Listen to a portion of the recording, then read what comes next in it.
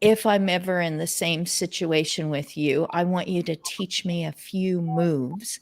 And then there's something else that occurred. And together, you put this together into an invention, not just an innovation. I can innovate, but you actually invented. So let Diana and Rena and Paul know more about you. So I'm a martial artist. I started doing martial arts at the age of 12 with a man by the name of Bill Underwood. I kept doing it. I'm a black belt in Kung Fu, Wushu, Eskrima. I'm a Qigong teacher.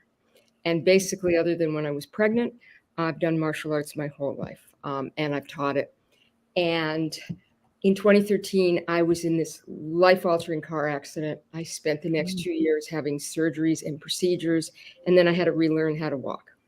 My husband is a physician. He's a cardiac electrophysiologist. So I was very lucky. I had some of the best surgeons that put my body back together. And what I heard for 2 years was that I had unreasonable and unrealistic expectations. And I said, you know what? You do your part. You put me back together. I'll do mine, because I'm not a PT. I'm not an OT. I'm not a podiatrist or an occupational therapist. I'm a martial artist. What does that mean? We learned how to synchronize sequential movement and generate momentum from a body that's either in or out of postural alignment. And there's no such thing as a weak side and a strong side. There's balance and imbalance. So after all these surgeries, having my foot off the ground for 3.5 months, locked in a brace, I started to learn how to walk. And during the months that my foot was off the ground, the muscles between my hip and knee lengthened, and the ones between my knee and foot shortened, including my Achilles tendon.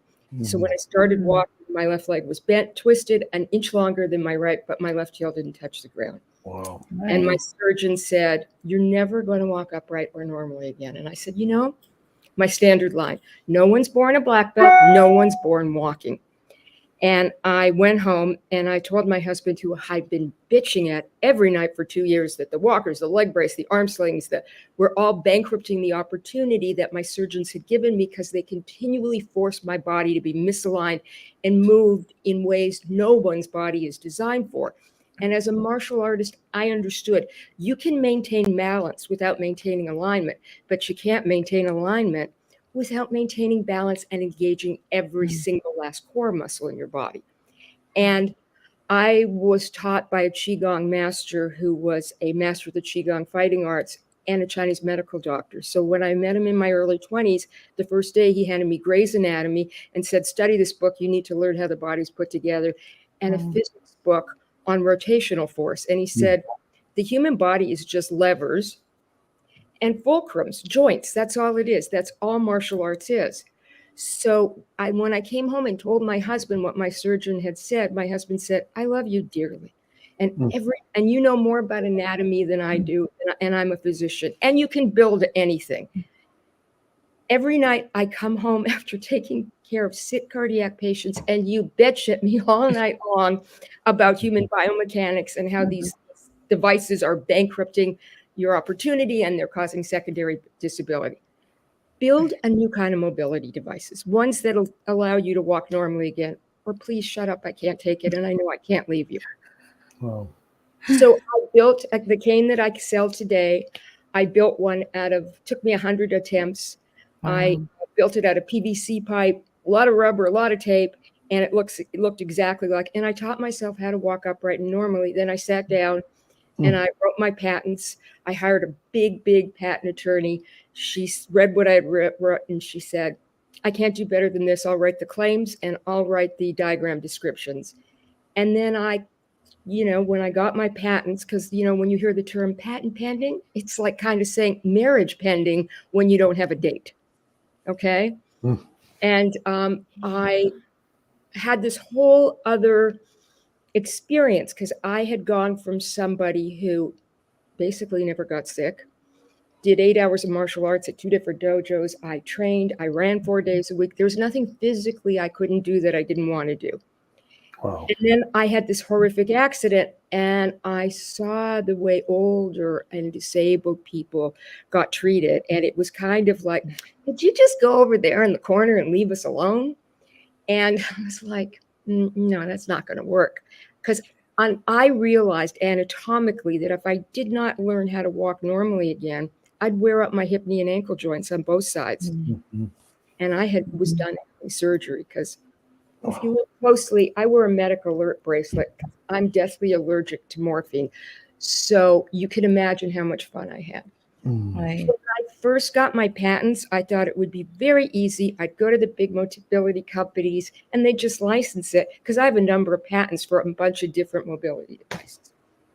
And basically, I sent out my cane to one of the bigger companies. Guy calls me back. Thank you, Linda, for sending us this cane in the box with the return label. And I want you to know, it's great cane, but from a business point of view, this is not a good product for us to carry. And I was like, well, could you please explain? And he said, well, all of our canes cost $2 landed. It doesn't matter whether it's the little Bo Peep one, the one with the 3 tips, the 4 tips, the quad cane. And your cane's really well made, probably cost, quite a bit more than that. But our biggest problem is somebody could go from one of our walkers to 2 of your canes, then from 2 of your canes to 1 cane, and then no cane. So I'm going to order one for my mother-in-law because, she really needs one of these. And I woke up the next morning and he had ordered not 1, but 2. Yeah. And then he said to me, when you start selling 40 a day, let us know because then we have to carry your cane.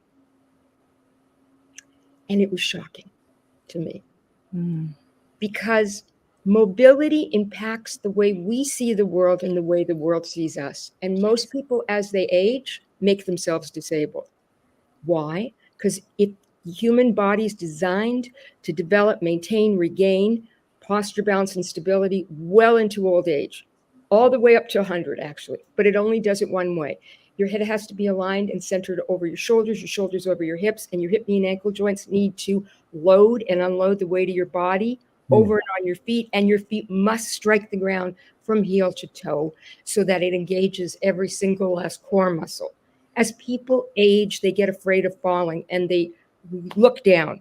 And when you look down when you walk, your cervical spine becomes too straight, your lumbar spine becomes crooked, your thoracic spine, and you have to shorten your step and your stride, and you start going side to side as you go forward, and you become more and more disabled as you walk. And if you ever look at older people who do Tai Chi, Qigong, ballroom dancing, martial arts, they all stay upright their entire lives. It's not the few hours a week that they do whatever they're doing. It's how they move and the way they move all day, every day. And so I was able to rehab my body after horrific injuries because I understood there's no such thing as weak side and strong side. There's balance or imbalance and how to create from the weakest point up. So, for example, my shoulder, nobody wanted to operate on because my shoulder labrum was torn from the front to the back. My bicep muscle was frayed. My ulnar ligament was hanging, and my ulnar nerve was damaged. And my husband got me to Kobe's doctor, and he said, "This is the worst shoulder injury I've ever seen." And I said, "Well, you put Kobe back together. You could put this little martial artist back together." And he said, "And you're allergic to narcotics. I don't even know how you do this." And he came up with a way to get me through. And he said, "You'll get between 40 and 80% of your former range of mobility back." And I went, "Not good enough. I need 100. So I get my leg done." So a year to the day. Oh my gosh. Wow. 100%. Wow. Because as people age, they accept, I'm old, I'm bent over, I'm old, I can't do this. And I always tell people, go look at this woman, Dinky, Dinkie Flowers, Flowers, age 99. Watch the way that woman moves. And it's how we move and the way we move all day, every day that allows us to have the mobility we want. And mobility is a skill. And you use it or you lose it. And now I've talked Right. enough. Wow. That's awesome. Oh, That's I great. applaud you just to fit all that into that. Where are we at? Look at that. 9 minutes. Boom. Put it in the record. Oh, yes. Wow. I got to hear this because she and I Zoomed ahead of time. The rest of you, Rena and I We maybe zoomed. did. We zoomed. Okay. It was a while ago. It was a few months ago. Yeah. Yes. I'm just, okay. So I'm simply going to pick out one word, alignment. Now, it goes with what's under your face right now on the screen. So think of But it this way. You can maintain balance without maintaining alignment. An old person bent over is maintaining balance, right? Right. But they're doing so at the expense of their alignment. And so if you maintain alignment, you maintain balance and you engage your core muscles. Hmm. So people, like, I've been selling my cane for like about 3 years now. And I always tell people the goal for most people using my cane, unless you have a progressive disease, should be no cane. Why? Because if you move your body the way it's designed to move and engage your core muscles, which are not that hard if you understand how to do it, you will become stronger month after month. That's a reality. It's Davis's law and Wolff's law, two basic laws from two orthopedic surgeons. is it, did you happen to have a sample of one of your canes with you next to you right now? I can go get one. Good. While you go get it, I'm going to read that Grace May, she's going to be on in a few weeks. Powerful insights, Linda. The human is designed to find its own balance when aligned properly well into old age, and mobility impacts the way we see the world. And they say the world sees us. This is true. I was listening to a podcast where the person was 20 in a hospital bed recovering mobility, and she noticed that the person in the bed in the same room was visibly at the point of, maybe being called a great grandparent. And that gal, I wish I could pull up her name in this moment. I believe that Christina Nicole, these people with two first names. I believe she was talking with her, and that at age 20, she realized this person, they were just kind of like, things happen. It's going to be that way. I mean, you look like you should be having mobility issues. And they were doing everything they could for the woman at age 20 to get her youth back. And she realized that afterwards, after she went into gerontology, after she became interested, because someone said, "You are so bored, interview people around the hospital." And she realized that aging people are people too, and would like to regain all mobility, but there has been a culture of, at your age, this is normal. So, or after a horrific accident, this is what you just need to accept. So, Linda, go ahead and show what you've got. So when I designed my cane foot, I had this extensive background in anatomy. I understood that each foot has 26 bones, 33 joints, over 100 muscle, ligaments, and tendons, and that half the joints in your feet are synovial joints, which means they have no blood supply of their own, and they rely on heel to toe movement in order to produce enough joint nourishing, shock absorbing, metabolic waste removing, and lubricating synovial fluid. Okay. So when I made my cane foot, when I first started walking, I tried every cane that was on the market.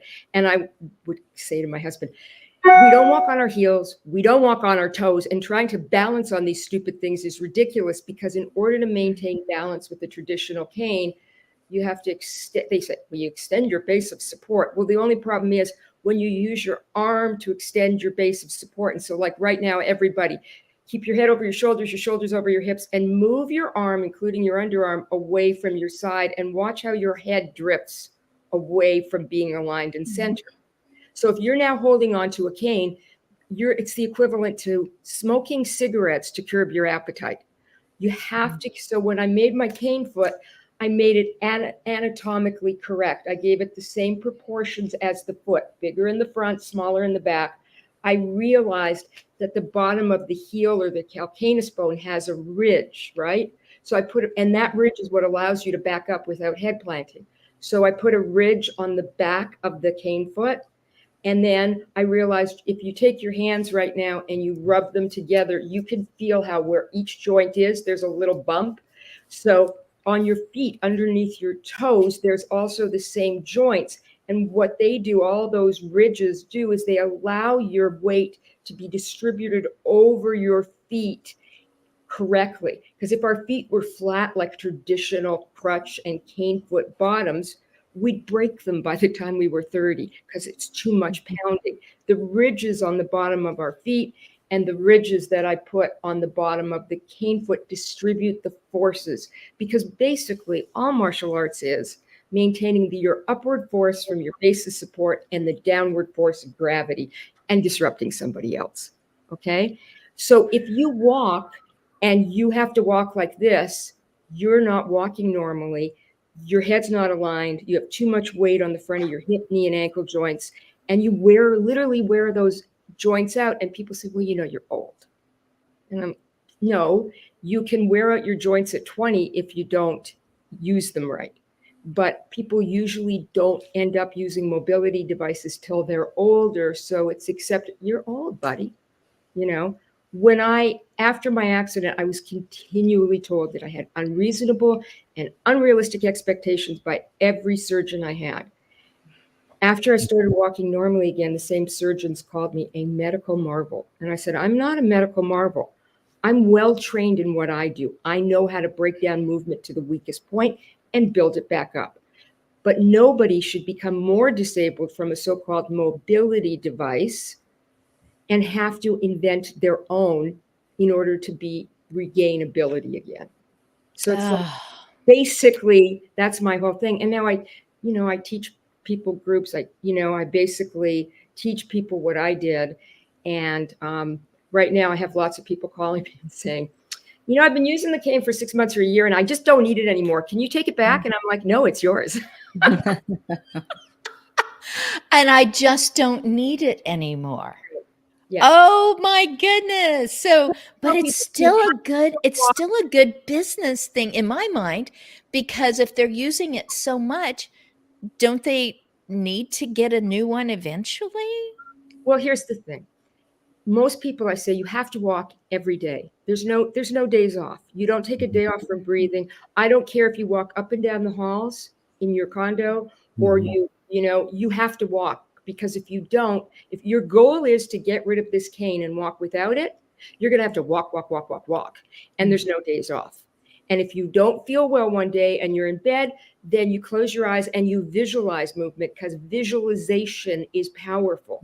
You have to maintain, and you don't overdo it. Like, I have in the beginning when I first started selling the cane and I started showing people how to do these, it's on my Instagram page, use the cane foot and your foot to go back and forth to reestablish that heel to toe walking gait. And I tell people, do it for 5 minutes. And I'd get these calls like, Linda, and I go, oh, what did you do? Well, I was standing in front of the TV and I just did it for a couple hours and now I'm really sore. And it's like, where do you find 5 minutes in 2 hours?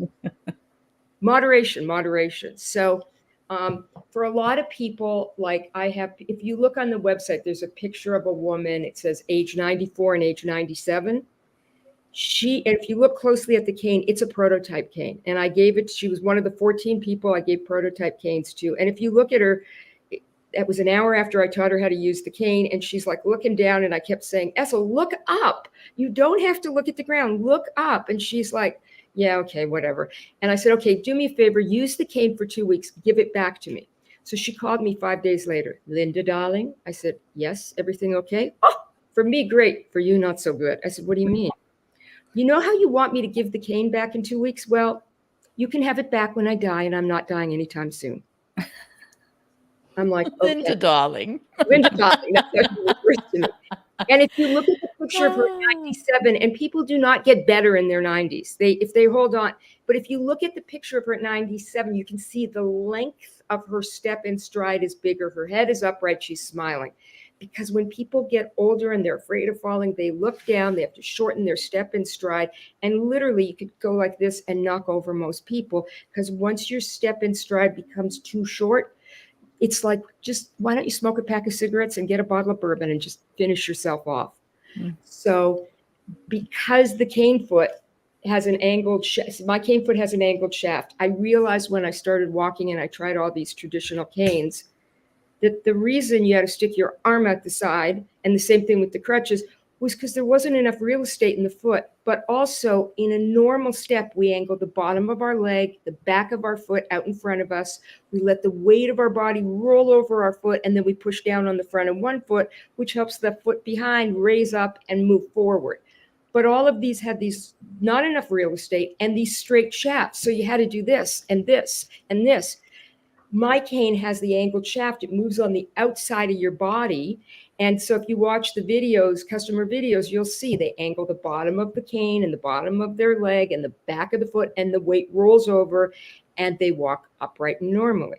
You know, there's 2 videos on my main page of a guy who's got progressive MS. And I'm constantly, and people with MS have lesions. And I'm constantly saying to him, move those underarms in a little. But even he goes through his journey. He bought one cane, then he bought another, then he bought a third in a really short period of time. So I called him up and I said, Kent, are you inviting people for dinner, breaking their leg and giving them a cane as a consolation prize? He said, no. I have progressive MS. I bought one for myself. My uncle with Parkinson's hates canes. He loves yours. I bought one for him, and now I have just bought a third one. I said, oh, okay, do me a favor, send me a video of you walking with 1 and 2. And the video speaks for itself if you watch it. Wow. And then there's a second video that he just sent me this summer after 2.5 years of using the cane. And he, in a video, he says, I was tired of going to rock concerts in wheelchairs. And I've been walking over a mile a day in New York City. And he shows them at the concert with his daughters. And, you know, so my basic thing is I have been shocked in the last couple of years who gets my cane and who doesn't.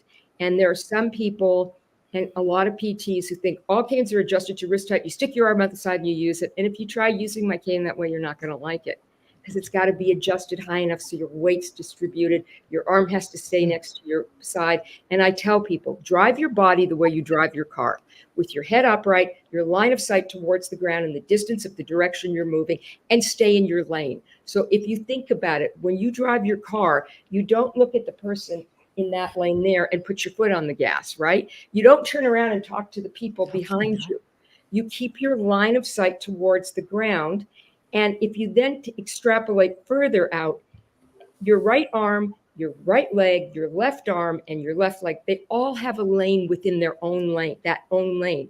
So they should be swinging forward and, more importantly, backward without crossing over your body or without one foot stepping in front of the other.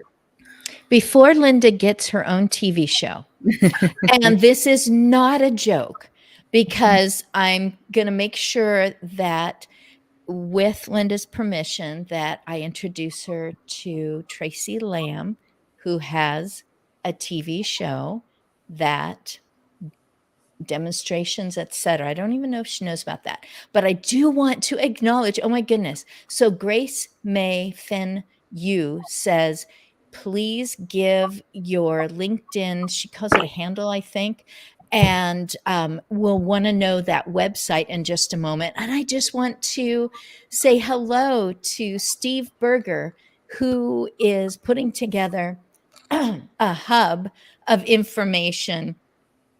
He's working harder on it than I have been on mine. And so he tunes in so often or watches replays to see things just like this. And then Michael Holt, he's just an amazing person who became not employed in something he had always been employed in because of shutdowns. And then has just an amazing way of doing business. So he is also calling out to you. And Inger Van Roy up in Canada, she's tuning in and saying hello as well. So Linda, go ahead and give your information as far as your LinkedIn, or you can just type it into the chat and Scott will put it onto the screen. And also you can copy and paste your website into the chat. I did that. And then now let me just open up a window here and try and Yay. Oh, and make sure you put it. Yeah. private chat or comments. I'm in comments right now, so you can put it right into the comments for everyone, and they'll be that is watching right now. And then my husband will put it up on the screen so that it will show up in replay. So, Mr. Long-term care, the only Mister on the screen right now. It got to be me, Um, huh? I'm just going, did you hear any exciting news? And you've been at least, no, you are currently 3 different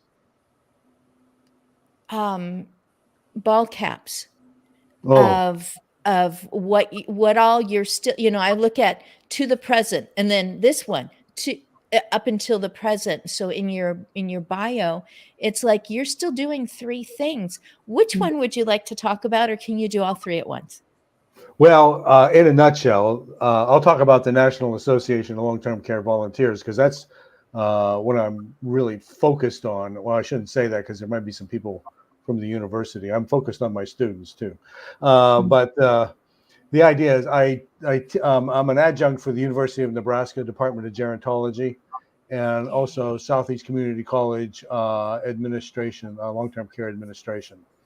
So I'm up to my neck in skilled nursing. But the National Association of Long-Term Care Volunteers is an outgrowth of something that I did while I was living in Omaha. And my bachelor's degree is in music performance. And so I went into a nursing home 30 years ago to play some music. The hooks were set, and somehow I wound up with a PhD in gerontology. And anyway, it's been a tremendous journey. But during my time in the nursing home, I would ask people, what are the people living here, what do they really need? And almost unanimously, the activity director or the life enrichment coordinator would say one-on-one visits. And so I remember asking an activity director, how many volunteers do you think you would need here? And she said 140. When I said 140, I said, how many people live here? And she said 140. And so the idea is, and I think we really understand the term social isolation now after having gone through the pandemic. And but this is nothing new in nursing homes. We've been talking about this as long as I've been in it. And about half of the people living in long-term care communities never receive a visit from a family or a friend. And they are twice as likely to die in the same period as those that do get visitors. And so the whole idea of this connection is more than just a casual thing. It's actually needs to be incorporated and seen as part of the quality of care. And so when that piece is missing, that's psychological and social piece is missing, people don't do as well. And as I mentioned, and we saw during the pandemic, people just shut down. They estimate roughly somewhere between 18 to 20% of the people that died in long-term care during the pandemic did not die from the virus. They died from loneliness. They just shut down. And so this is a very serious issue. And so anyway, having had this experience in Omaha and recruiting and training volunteers for the nursing homes in that area, when I moved to Philadelphia, then the pandemic hit, so that kind of put everything on pause. But now that we're out of that, I've taken this idea to a national level, and you can visit our website and you can read all the details about what we're trying to do. But the idea is, the fundamental idea is that we need to increase community engagement in long-term care so that people in the care communities that are not getting visitors can get visitors that have been trained to be what I call companion volunteers. And again, it's just been a remarkable journey. I had one woman say to me, in fact, I've had people have said so many remarkable things to me. But one woman, I asked her, she had moved into a nursing home. She'd been there about 6 weeks. And I asked her how things are going. She goes, oh, okay. I have a lot of people around me, nurses, aides, and so on, but there's really no one here just for me. And that whole idea, it has to be something more than just stopping by the room, but actually getting to know people, getting to understand what their history is, what their likes and their dislikes are, and than creating individualized activities for that person that are meaningful to that person. So that's the crux of what we're doing right now, and we're working very hard to get that incorporated into the plans and so on for nursing homes, so that this companion volunteer becomes an integral part of the care plan.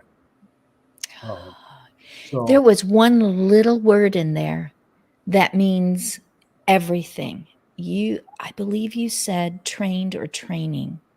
mhm, And as my 24-year-old daughter has gone in and out of some jobs in the last few years, that was the biggie. They mhm, trained me, they stopped, they took the time yep, to show me, because I am capable of learning and I am capable of seeing something mhm, through.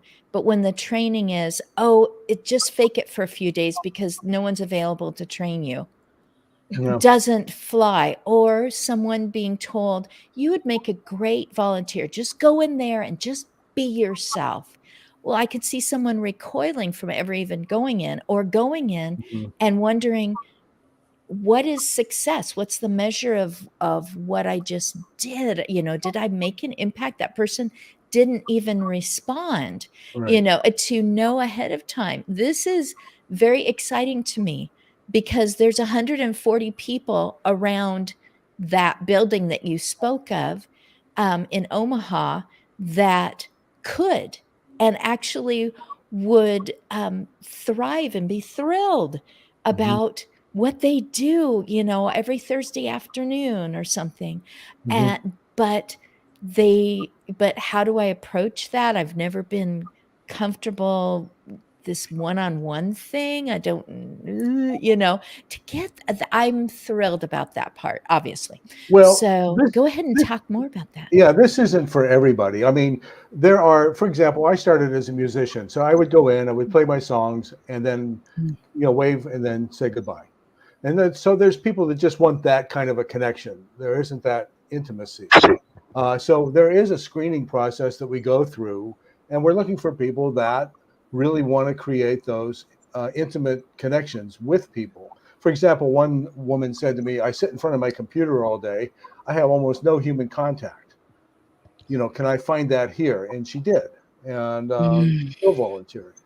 So it's not for everyone. There's all kinds of volunteers for the nursing home. You got people that call bingo, yay bingo, and then there are people that do arts and crafts and reading groups and so on. But this is more of a, I'm coming just to be with you. I'm coming to learn who you are, and just to be with just to be with you, and let's see what we can do together.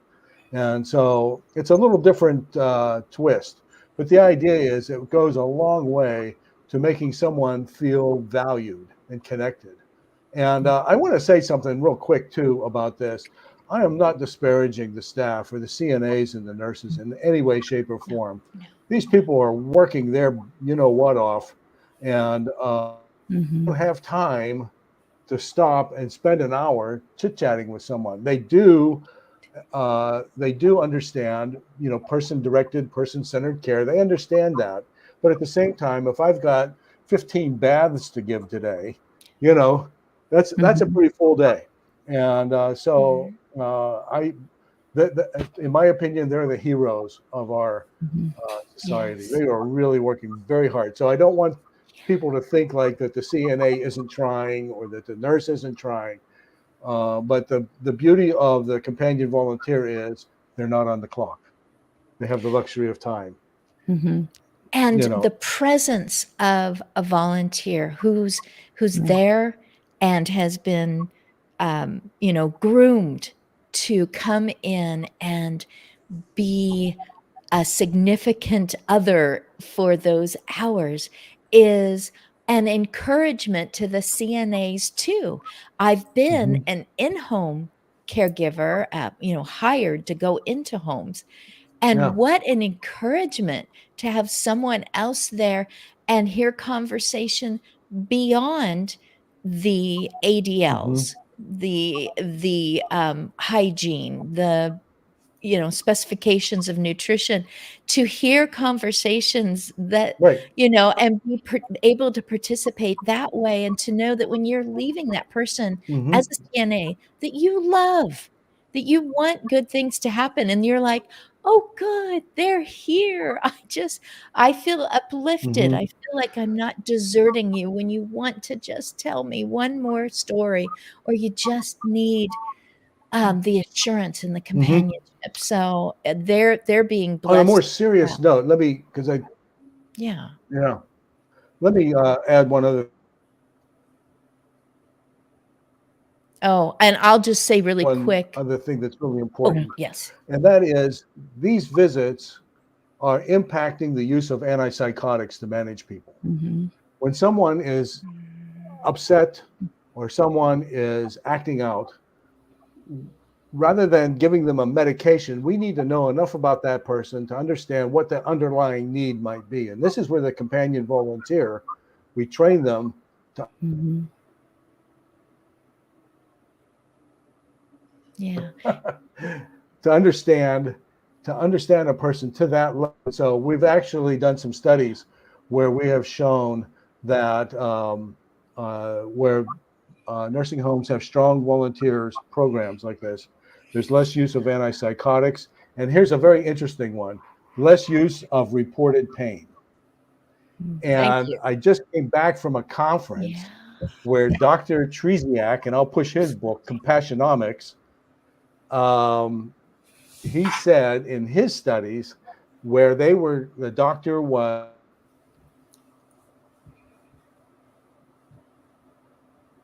there was less report of pain. And so I haven't done it yet, but I'm going to send him an email with our results.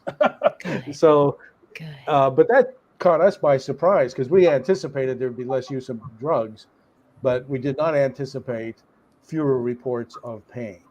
And so it's really interesting. It not only affects us psychologically, but it impacts us physically as well. So anyway, Yes. Yes. And it isn't just a distraction from pain. There is a relaxing that happens, and all of a right. sudden the suffering that was foremost and caused your Hmm. body to do different things, and relaxes, and movement comes back in to get it all works together. Hmm. It's not just a little distraction. Hey, Lorette Clyer is cheering you on, Paul. All And right. I saw Diana, she's doing the finger Mhm. clicks for, yep, I Yeah. agree with that, and I applaud that. Let me add Rena. one more thing if I can Mm, too, yeah, because these are really important points to this. The staff get a lift from this as well. Yeah. yes, they Yeah. do. And the reason is because they see their resident engaged with someone, having a great conversation, and it makes them feel good. And they're all in the hall and take of knowing that this person is in good hands. And Yes, so, exactly. and then I'll throw one more out there.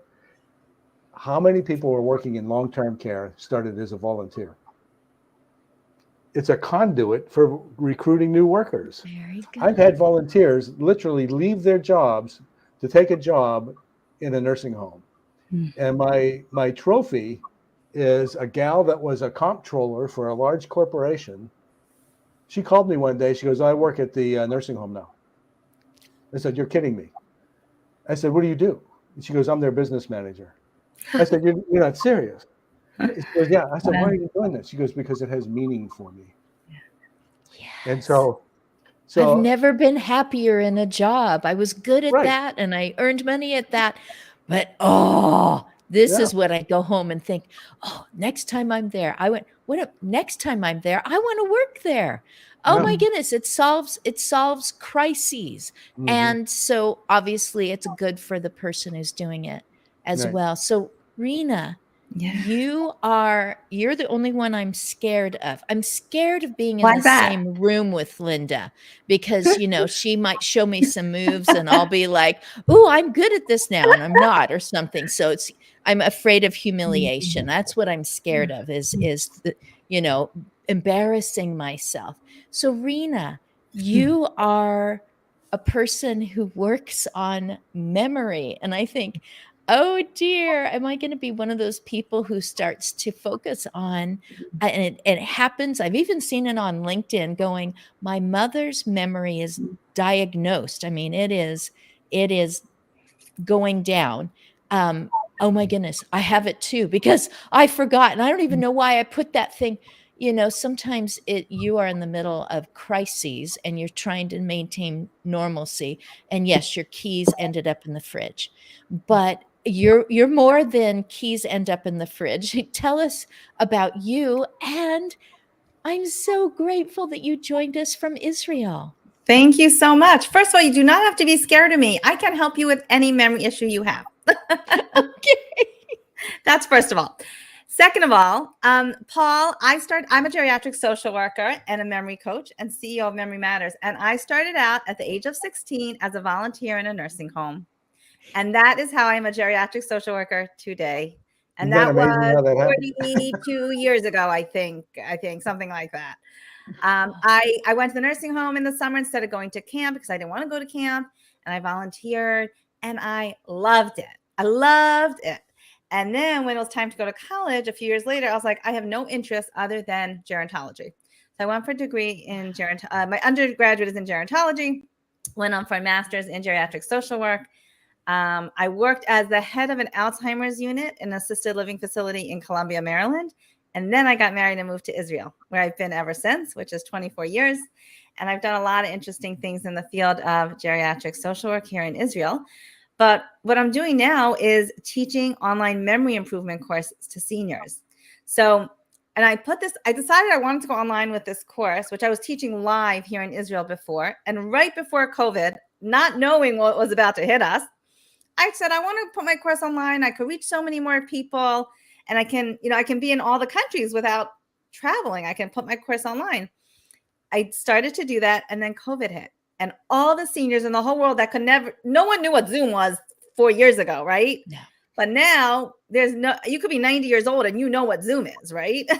And there's no senior group in the entire world that doesn't know what Zoom is, because when all the senior groups shut their doors, so I didn't just put my course online. I ended up doing webinars all over the world for senior groups and organizations, all about memory. So one of my favorite webinars is called What Did I Come to the Fridge For?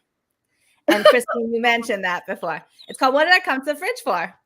And we talk about how it's not memory, but attention, right? You said, Christine, before, you said you're busy, you have some crisis, or you're doing something for someone, and your keys end up in the fridge. Because where was your brain? Not looking at where your hand put the keys, right? So there was no memory made even of where your keys are. So you don't have to even worry. That's not a memory issue. It's an attention and focus thing. So if you're not focused on what you're doing, then the memory isn't encoded properly in the brain. So I want to also mention what Linda said. Linda, when you said use it or lose it, I say that all the time. People say to me, I have such a bad memory. Guess what? You don't. It's like saying I have a bad bicep muscle. Pick up a weight and train it, right? You don't have a good memory or a bad memory of trained or untrained. And then the fear sets in. Also, Christina, you mentioned this. As we get older, especially if we have a parent that has some type of dementia, our fear is like, oh no, I'm going to end up like that. Or every time you have a memory lapse, you go, oh no, I'm going to end up like that. But that self-talk just reinforces the quote unquote poor memory. But if you have a whole repertoire of tools and positive things that you say to yourself instead, like the next time you forget, I want you to say, I got this. I have a tool that Rena taught me that I can pull out of my box, or take a deep breath because your brain needs oxygen. So instead of saying, oh, I'm such an idiot or I'm getting dementia, no, it's I can remember this. I just need the tool and technique that I need to learn from Rena to remember this.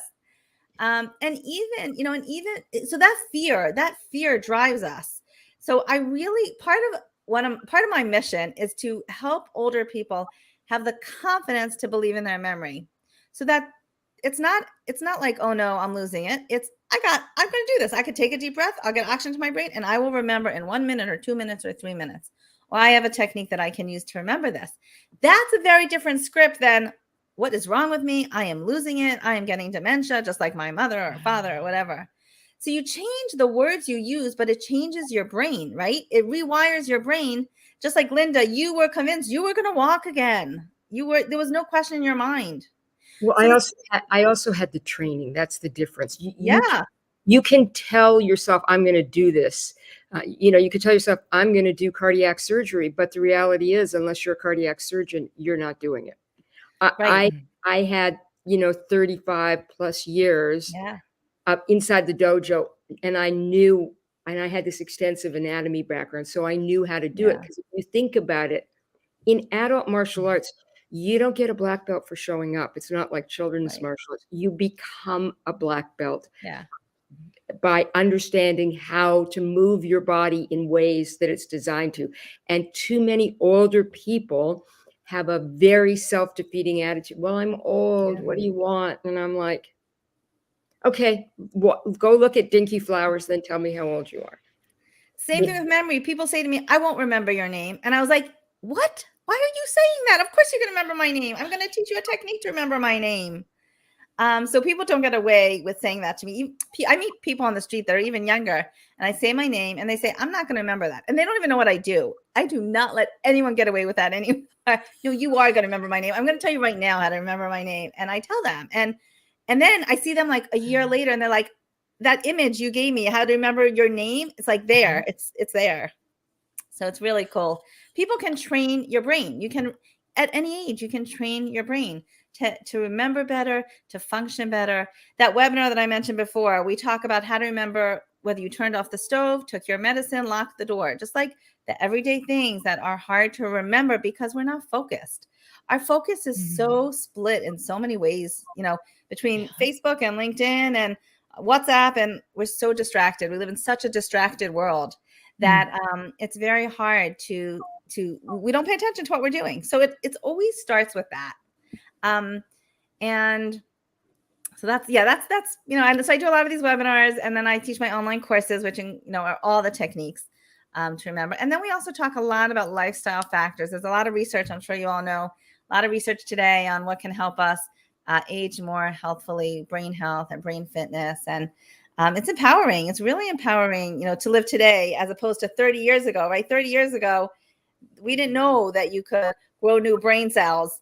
And today we know there's neurogenesis and neuroplasticity, and it's really, really helpful.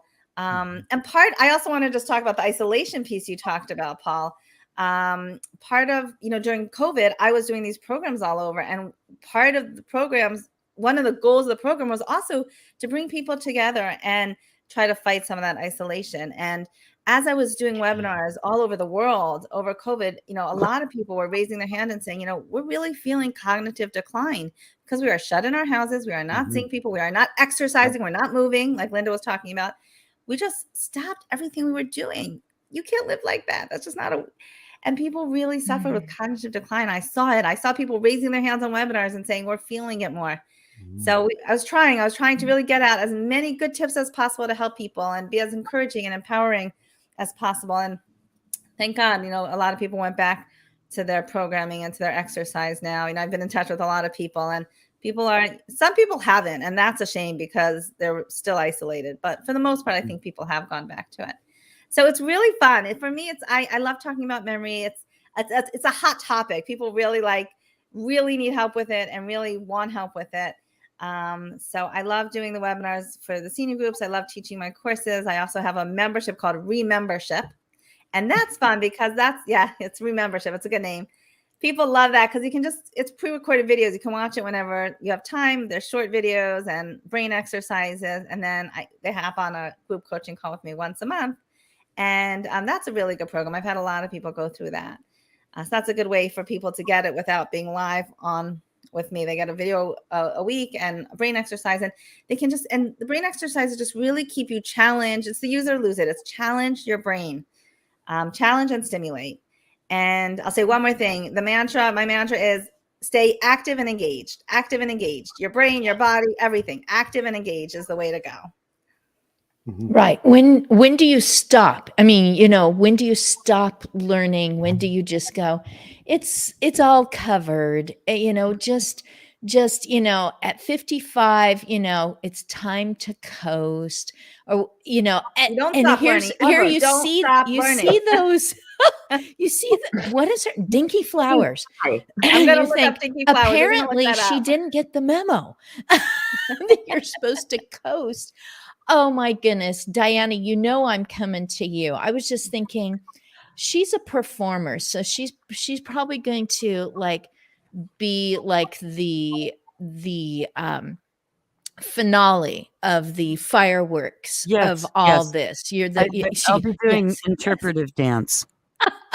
I did want to make sure that I acknowledge that Ravi Joseph Koda also jumped into the chat column. There's a bunch of chat columnists today, and he is doing AI tensors. This is his startup that he is creating more opportunities, safety, he can describe it better. I'll have to have him back on. It's been probably a couple of months now since he came on, and he was talking a lot about people that he admired and how he wants to create something niche.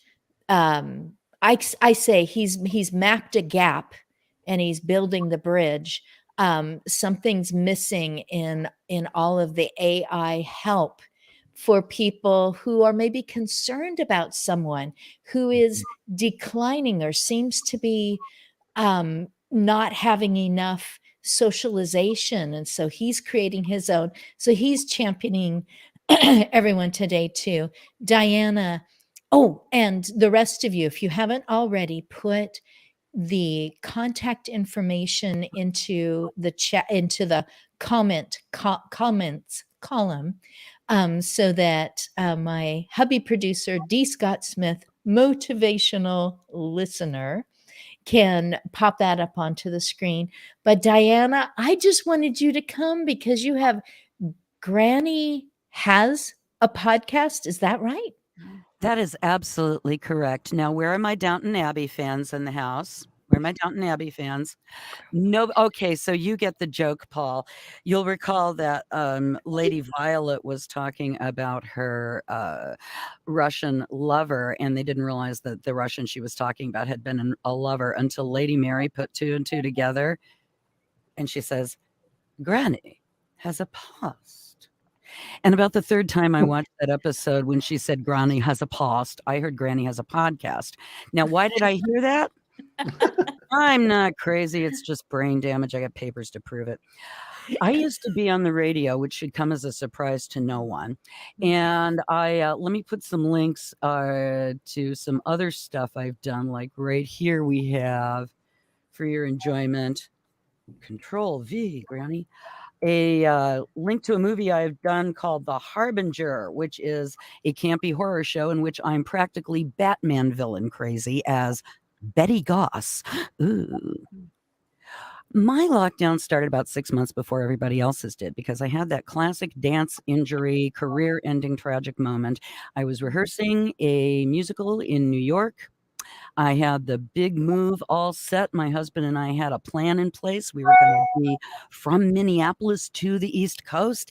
I was lined up for my side jobs. It was a good paying role. And in my humble opinion, I was over rehearsed without a cool down period and I ripped my gluteus medius. So I relate to Linda's journey more than you might know because I was at the opposite end of the healthcare accessibility spectrum. And I'm still doing self-healing.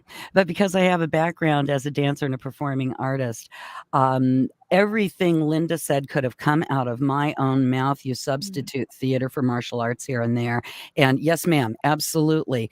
Quick story. When I was discussing with a new PT who didn't understand a thing about me, my history, my body, or how I came to be heavier, slower, and shorter through this injury, she started talking to me about how I should look into balance. So I demonstrated tree pose on each side while talking. So that's where I stand on that, Linda. I see you, girl. I see you. I had to start all over because the musical theater thing was completely over. And if you know anything about the movies, oh, by the way, my union's on strike. There's not a lot of roles for unknown older actors of a women's type. They just don't happen.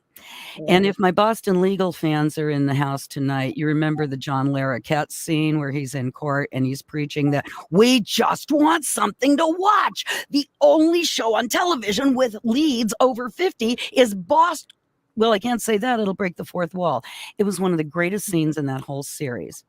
We have nothing to entertain us if we're over 50. Now, there's a lot of killer podcasts out there. Don't get me wrong. There's a lot of great information and conversation and stuff we need to be dealing with, but I couldn't find the entertainment ones. And because I was in radio broadcasting for 15 years, I know exactly why. It's a loser demo. The ideal demographic is men 18 to 54. And that's why there's still classic rock stations, boys and girls. Fight me on it. I'll tell you the truth. But there's no programming, or very little, let me amend, for women 50 plus. Now, who remembers Irma Bombeck? Anybody know who Irma Bombeck was? Yeah. As God is my witness, she's channeling through me. She's decided to come back. I see myself as a sophisticated urbanite who has lived in many cities and visited almost every state in the Union and ran away to sea and was a cruise ship singer in the 80s. But I seem to be living in a non-walkable, cul-de-sac riddled suburb of the classic built in 1979 time Variety.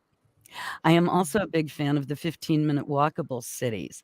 I watch Strong Towns on YouTube. I think there's a better way, and I think our generation has known it since we threw the first Earth Day. I'm 65. I was there. So Irma Bombeck's really pissed on the other side, you guys, and she wanted me to do a podcast because there's no such thing as a newspaper humor column anymore. So this is what I do. I went to, I'm not looking at you because I'm looking for links now. I went to a voiceover conference because I had to do something to jumpstart my life. We all know that we all had to do something to jumpstart our lives. There I am on Spotify for podcasters. You can find me. And I walked into this voiceover conference thinking, well, if I can't sing and I can't dance and I don't want to go to comedy clubs and do open mics, what am I going to do? Oh, I'm an audiobook narrator, obviously. That's how I walked in. I walked out thinking, be the podcast you wish you could listen to in this world. Obviously, I'm a comedian. Obviously, I belong on a stage. And I used to listen to a lot of Firesign Theater, Smothers Brothers, Bill, we didn't know he was going to grow up to be a pervert, Cosby. I got a lot of comedy records in my background, and I got a lot of improv and stand-up in my background.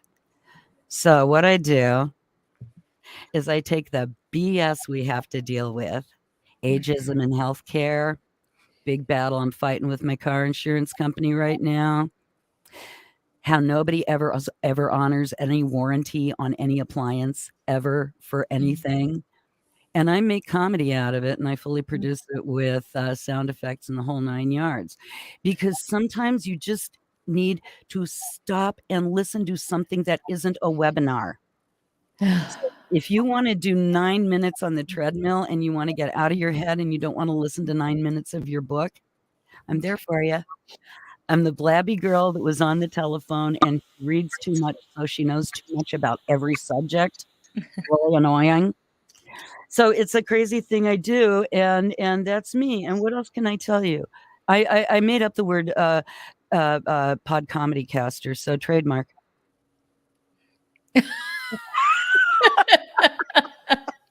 It's like everybody else on here is incredibly accomplished and degreed. Every time I go back to college, I get a 4.0 average, and then I run out of money.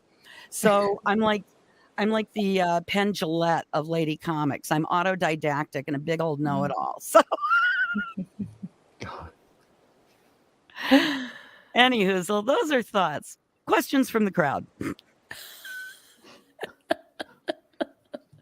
Do you just do it yourself, or do you ever pull in somebody else and just, I don't know, roast them, roast with them? Here's Roast where and we're at Toast. with that. There's a new show for you, Roast and Toast. Go ahead. Roast and Toast. Okay, copyright. Roast and Toast. Mama Cat owns that. What I'm doing right now, I started a blog called Mama Cat on the Loose about 12 years ago on Tumblr. What I'm doing right now is kind of an audio version of that. and I make it funny. And the reason I don't pull other people in yet is I'm about $3,000 to $3,500 away from the additional equipment I'd like to put in this room. Next time you see it, that paneling over yonder will be completely. I haven't been on camera in so long, I forgot where's camera left. That wooden paneling will have more foam on it and stuff. So at some point, I do hope to pull people in. And there's a wonderful thing called Source Connect that allows us to connect studios for professional voiceover stuff. By going to these conferences, I've met some of the most creative and hilarious people you never heard of out there. And they're creating work, and I want to create work mutually with them. But wait, there's more. There's these crazy guys in New South Wales who do a comedy podcast called What's My Age Again? And it's all the stuff we're talking about. They do the same thing. I'm opening fizzy water. Mama Cat doesn't actually drink on the job. It's fizzy water, I swear to God. That's right. Where's mine? They have asked me to do a feature on their show. So check it out. It's going to be called Letters from Our American Cousin. Who's a history fan who gets the Lincoln joke? Too soon. Letters from Our American Cousin. And so I'm going to have a feature on their podcast and put some of their podcast into mine. And so we're building a thing, because the theme that has underlain everyone's thoughts today is human connection. And I'm here to tell you, artificial intelligence is artificial. Mm-hmm. You can use a tool any way you want. Mm-hmm. Mr. Oppenheimer knew this. I say we use as much time as we have left, and as much connection as we have left, and as much mastery of technology as we can possibly cram into our brains. And it's a lot, isn't it, Rena? It's a lot. We can cram a lot of knowledge into our brains. Mm-hmm. And we reach out and we connect really fast, because one of the things I'm finding in these cross-generational friendships I'm creating by spending my Social Security check to go to conferences instead of sanely putting it into the bank. Those of us who our grandchildren don't want to listen to, there's people our grandchildren's ages who are dying to listen to us. Those of us who our adult children have decided we don't have anything further to offer, there are people out there our adult children's ages who really want to hear what we have to say. Mm-hmm. It's not all ageism. There are people who realize that they are going to enter this demographic themselves one day with any luck at all, because the opposite choice is dying young. And there are so many rifts in so many families where people don't know it's really freaking cool to get old, man. Yeah. Yep. So that's what the podcast is about. And when I make that step up in equipment and connectivity, you're all invited to the party. You're all invited. But in the meantime, have a look at that. And I'll put another movie I'm in, because this one's really badass, you guys. Frank Langella. Now, when you watch this, it's framed up so it looks like Frank Langella wasn't in the room, but that's his choice. He's the executive producer. We were actually in the room together. This is me. I have one scene. I'm the proprietor. It's called Angry Neighbors. I'm opposite touched him with my own hands, Frank Langella. Frank Langella. I can't top that. I'm done. Thank you so much for having me on your show today. I love this. Now, that ocean sound that some of you are hearing, that is my very polite husband's way of saying, it's over. You need to let these people get back to their lives. You're not funny. You can never see this. Diana. It's always blurry. But my husband said, why don't you do a conference? So I'm inviting some people, and do it in 2024. That's reasonable. So I'm doing one in 2023 in a couple of months. It's convergence-experience.com. I have to redo it because I'm meeting with two of the speakers in person, face-to-face tomorrow here in Oregon, Vicky and Kitty. And because they're both in the Portland area, and I get to see both of them face to face, and they are both well versed in this gathering of people together. And they're going to give me some ideas, and then I'm going to go ahead and do the right thing this year so I can do this thing right in 2024. And I'm making mourning about professionals and saying speeches, the normal conference kind of stuff you expect. But the afternoon is open to the community, and I'm bringing in people that are in nursing, they're nursing students, they're gerontology students. I want as many young people, old people, and whatever in between people to be able to come together, and I'm creating collaborations and giving them a walking opportunity to see these signs and talk about aging, because all of this started with a friend leaning over her kitchen table and going, "But Christine, nobody wants to talk about aging." So that's why almost 1 year later, I have over 100 different people who came on screen and talked about aging like it's something that happens, like it's something that's normal. And I am so grateful for your, I don't know, your smartness and your personality, and the past that you had, that was the moment that brought you to where you are right now. And thank you for everything that you have shared today, everyone. I just have to wave goodbye, but there is a reunion. You'll get notification of that. Yay. So, and I usually split it up like between 3 weeks because everyone wants to come back on. And I'm so thrilled. So I'll just say goodbye and thank you so Thank much, you. Paul and Diana and Yeah, Rena thank and you. Linda. I am so This is grateful. great. Thank you. Thank you so much. All right. Take care. Peace and love. Absolutely. Peace and love. Ah.